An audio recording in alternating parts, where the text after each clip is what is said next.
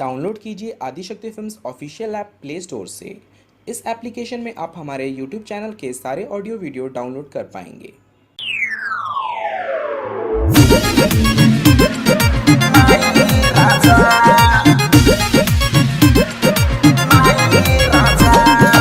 DJ Shankar Singh.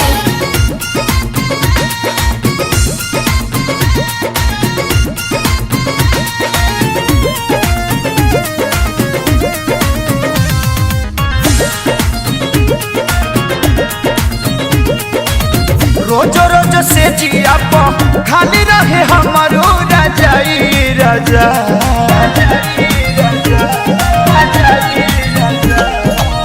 रोजो रोजो से जिया खाली रहे हमारो राजाई राजा। तरोजो सूत तारा लेके भौजाई ता बनब कैसे माई राजा। रोजो सूत तारा लेके भौजाई ता बनब कैसे माई राजा।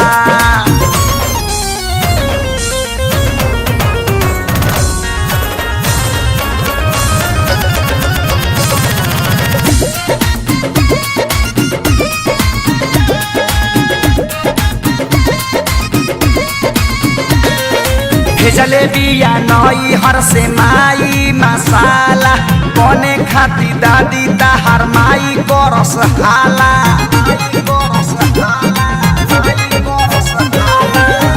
जलेबिया नई हर से माई मसाला बने खाती दादी ताहर माई करस हाला।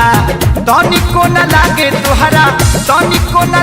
तुहरा घरवा में भी आलू गाई राजा। तरोजे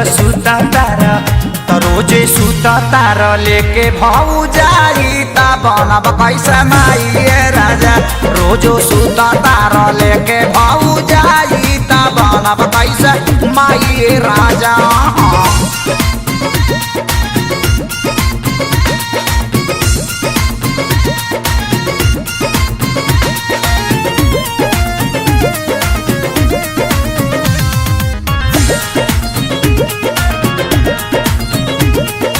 कहेली चाची कैसे जिएलुए बाछी हमारा जवानी पर बैठ दिया माछी।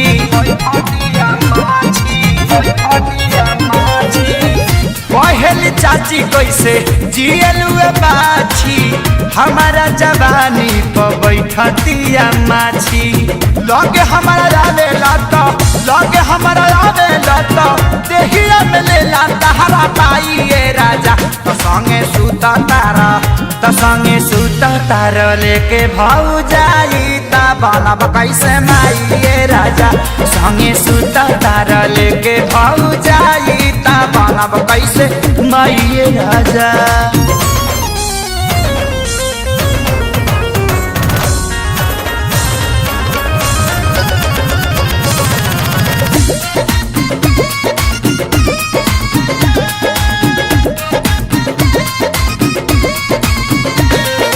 रोजो ताना मारत तहरा घरवा के लोग बा कहेला लो ओकरा में ना तोरे में रोग बा।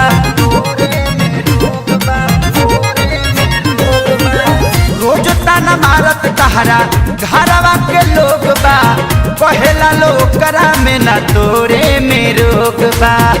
पवन खेसारी दूसरा घर जाके मलाई राजा। तरोजा सूता तारा लेके भौजाई ता बनब कैसे माई राजा। रोजो सूता तारा लेके भौजाई ता बनब कैसे माई राजा।